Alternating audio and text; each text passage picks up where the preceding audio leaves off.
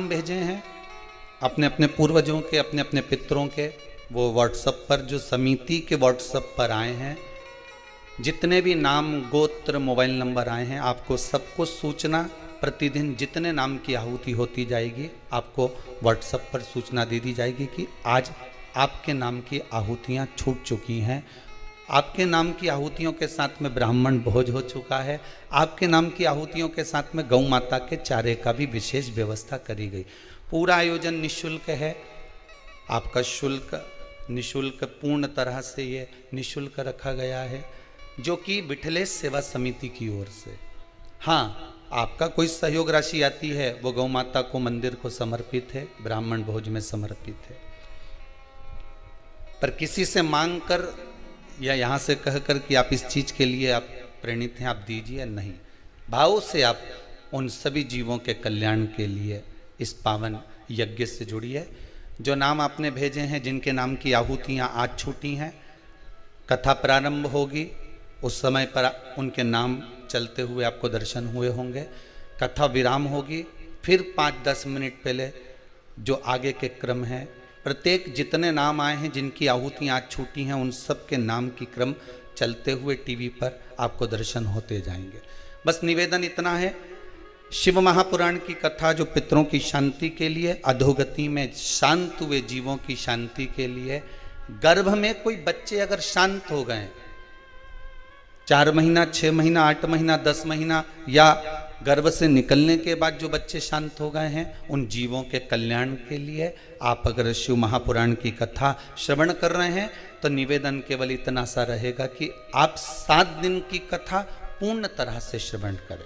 किसी को कथा का प्रसाद अगर बांटना है तो हम तो आपसे इतना ही कहेंगे कि जो लिंक आपके पास में आ रही है या जो कथा आप सुन रहे हैं, अपने रिश्तेदारों को भी फ़ोन कर कर बोल दें कि 1 बजे से 4 बजे तक शिव महापुराण की कथा कुबेरेश्वर धाम से जीवों के कल्याण हेतु चल रही है। और एक निवेदन और, आप तो कथा में आ जाते हैं, आप तो कुबेरेश्वर धाम आ गए या आप अपने घर में बैठकर कथा श्रवण कर रहे हैं, तो कथा में आप तो पहुंच गए या कथा आपने श्रवण कर ली, पर आपका चित्त कथा में लगा ना लगा, आपने शिव महापुराण की कथा श्रवण करने के लिए बैठ तो गए, टीवी के सामने भी आप बैठ गए, कथा सुनने के लिए, ऑनलाइन कथा श्रवण करने के लिए बैठ भी गए, पर आपका चित्त, आपका मन, आपकी बुद्धि, आपका विचार शंकर से जुड़ा कि नहीं जुड़ा, शिव महापुराण से जुड़ा कि नहीं जुड़ा, ये तो हमको नहीं मालूम। पर इतना जरूर मालूम है कि जिन जिन के घर में इस शिव महापुराण की कथा को पितृमोक्ष के अंतर्गत अपने घर में चालू करा और टीवी का वॉल्यूम अगर तेज कर कर आप श्रवण कर रहे हैं, तो जितनी दूर तक ये कथा जाएगी उतनी दूर में जो भी अधोगति में मरा होगा, जिसकी भी गति बिगड़ी होगी, उसकी तो मुक्ति हो जाएगी, उसका मोक्ष हो जाएगा।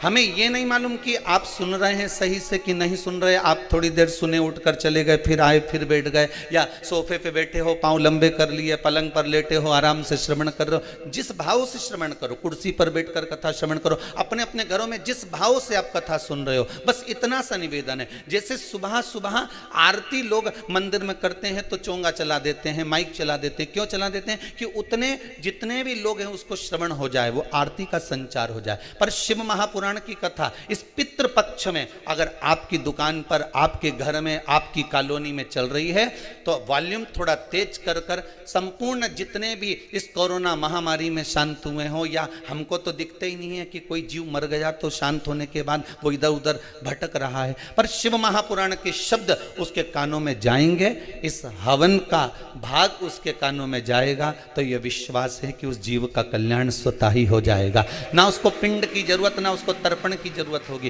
वो स्वतः ही तर जाए। साधारण सी शिव महापुराण की कथा नहीं है महाराज। जब भगवान देवादिदेव महादेव ने भगवान ब्रह्मा जी से कहा कि सृष्टि का संचार करिए, सृष्टि का निराकरण करिए, इस सृष्टि को निर्माण करना प्रारंभ कर दीजिए, भगवान शिव ब्रह्मदेव से कह रहे हैं आप सृष्टि को रचिए।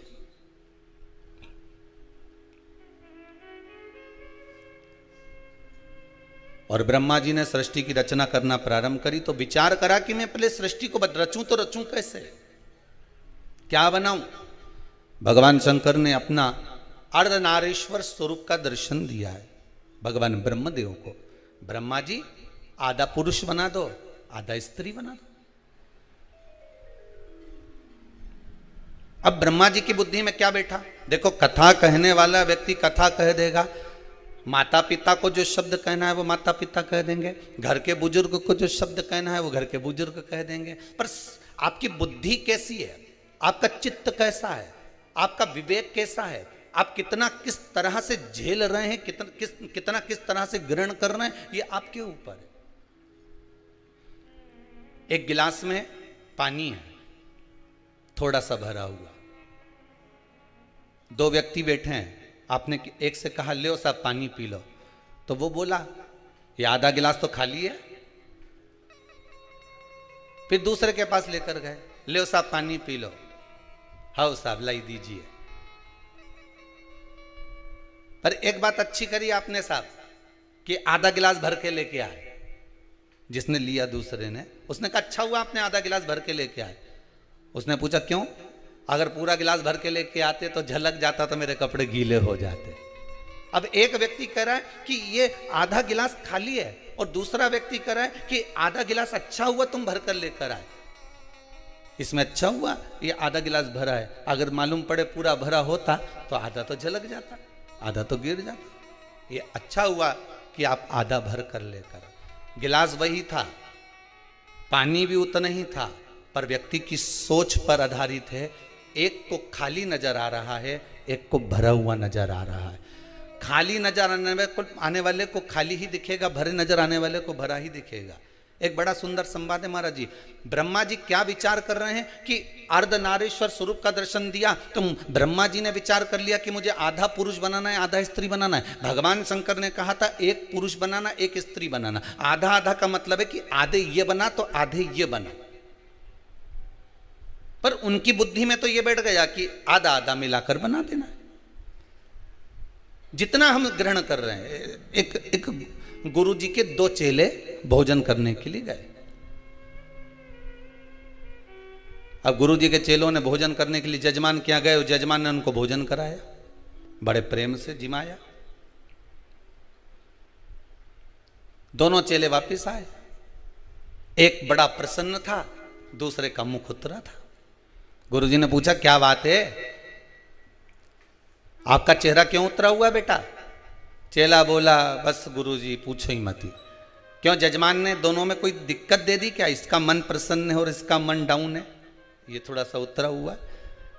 तेरे को आसन अच्छा नहीं लगाया था क्या? नहीं, दोनों को एक जैसा आसन लगाया था। अच्छा, तो भोजन में अंतर था क्या? इसको ज्यादा खीर खिला दी हो, तेरे को खीर कम दे दी हो? नहीं नहीं गुरुजी, भोजन भी एक जैसा खिलाया। तो दक्षिणा कम थी क्या? नहीं नहीं गुरुजी, 2-2 रुपए दोनों को दिए। फिर दिक्कत क्या हुई बता?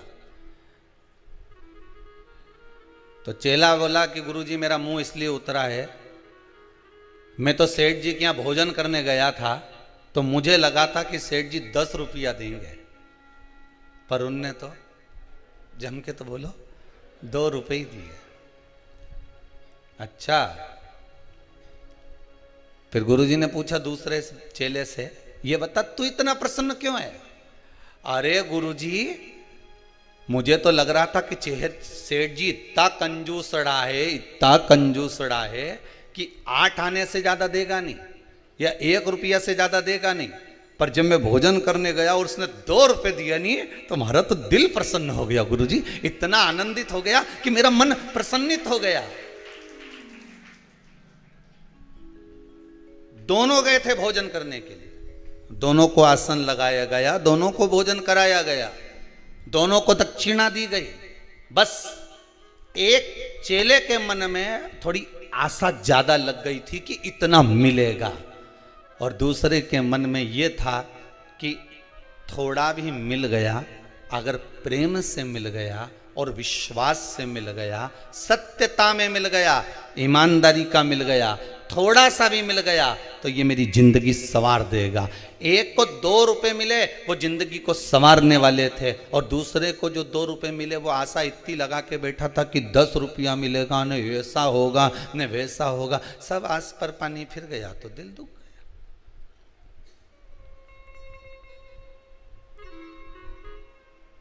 शास्त्र कितनी सुंदर बात कहता है, आशा एक राम जी से दूजी आशा छोड़ दे, नाता एक भोले जी से दूजा नाता तोड़ दे, साधु संगे राम रंगे अंग अंग रंगिए, जाई विधि राखे भोले ताई विधि रही है। तुम्हारे मन चित्त वृत्ति जिस भाव में भगवान रखे उस भाव में रहने का प्रयास करिए। जहां भगवान जिस भाव से रखने का प्रयास करे आपको उस भाव से रहिए महाराज।